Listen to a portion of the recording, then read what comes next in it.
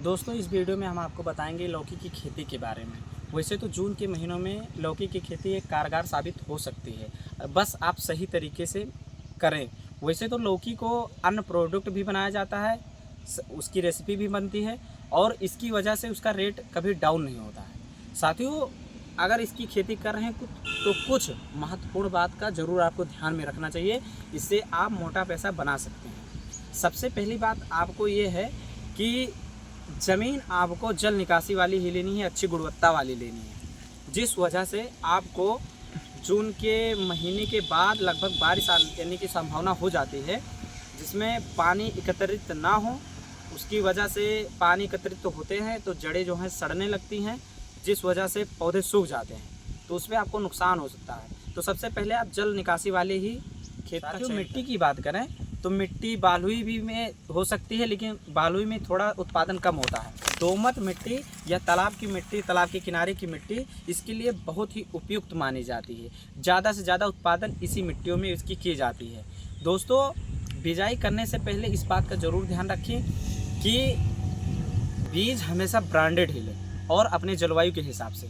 ऐसा करने से आपको अधिक उत्पादन मिलने में सहयोग होएगा। साथियों, अगर आप मंडप विधि से खेती करते हैं तो इसमें भी अधिक से अधिक उत्पादन देखने को मिलेगा, साथ ही आपको बहुत ही सहयोग मिलेगा। सबसे पहली बात तो ये है, आपको हार्वेस्टिंग यानी फल को तोड़ने में कोई भी परेशानी नहीं होगी। दूसरी बात दवा छिड़कने में कोई परेशानी नहीं होगी। तीसरी बात, पानी लगाने में आपको कोई परेशानी नहीं होगी।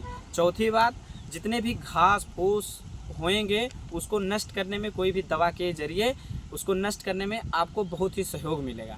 और जितने भी फल, जितने भी बतिये, जितने भी फूल लगेंगे वो साफ़ और स्वस्थ रहेंगे।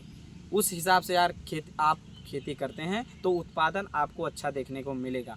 और जून के महीने के बाद में जो 2 महीना आता है, अगस्त में आपका हार्वेस्टिंग चालू हो जाएगा।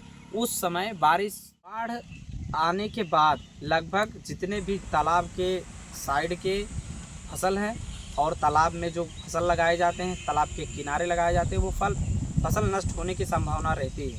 अगर ज़्यादा नीचे यानी गड्ढे वाले ज़मीन पे आप करते हैं तो नष्ट होने की संभावना ज़्यादा रहेगी।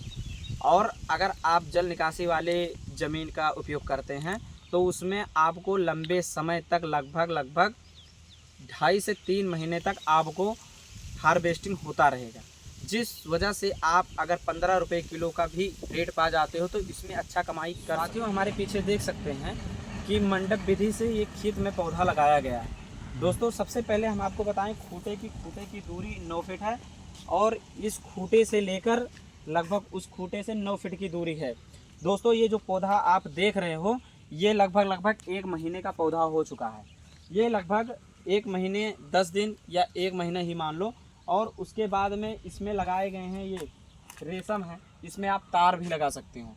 उसके बाद में जो सुतली आती है उसको बिनाई करना होता है, तो ये होता है मंडप विधि।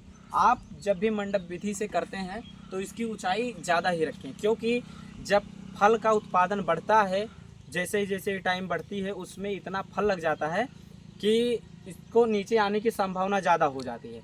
अगर हाइट से नीचे आ गया तो आपको बहुत परेशानी हो सकती है, जैसे कि आपको फल तोड़ने में या सिंचाई करने में, घास निकालने में, आपको चलने में उसमें प्रॉब्लम होगी। इसके लिए जब भी मंडप विधि का उपयोग करें तो लगभग लौकी के हिसाब से अपने हाइट से लगभग 1 फीट ऊपर ही रखें, क्योंकि अगर मान लो 1 फीट नीचे आता है जो कि उसके भार की वजह से, तो आपको कोई भी परेशानी नहीं होगी।